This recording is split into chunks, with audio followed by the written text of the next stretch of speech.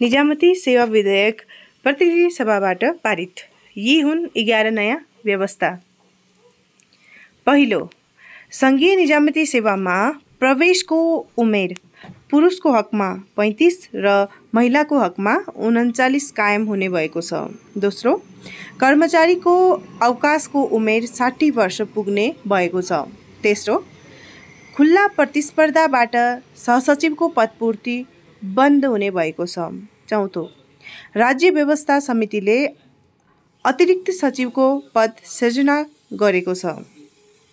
पाँचौं, cooling period समितिले निजामती सेवाबाट राजीनामा दिएको तथा अवकाश पाएको 2 वर्षसम्म कर्मचारीहरूले कुनै पनि कूटनीतिक नियुक्ति अथवा संवैधानिक नियुक्ति लिन नपाउने व्यवस्था गरेको छ।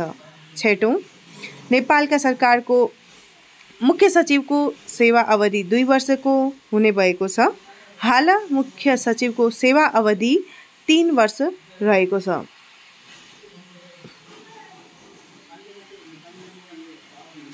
सातौं, प्रदेश तथा र स्थानीय तहका कर्मचारीहरूलाई पनि अन्तर्प्रदेश सरुवाको बाटो खोलिएको छ। स्थानीय तह र प्रदेशमा काम गरिरहेका कर्मचारीहरूले 10 वर्षपछि यस्तो सरुवाको अवसर प्राप्त गर्न सक्नेछन्।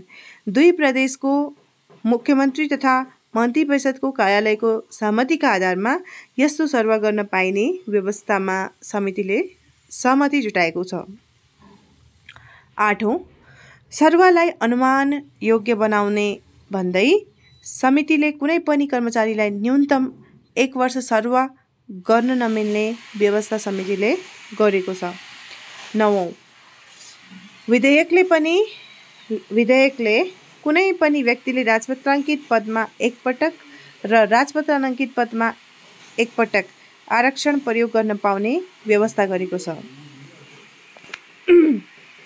10औं, समितिले बढीमा 10 वर्षसम्म मात्र सङ्घीय निजामती सेवाका कर्मचारी प्रदेश र स्थानीय तहमा पठाउने व्यवस्था विधेयकले गरेको छ।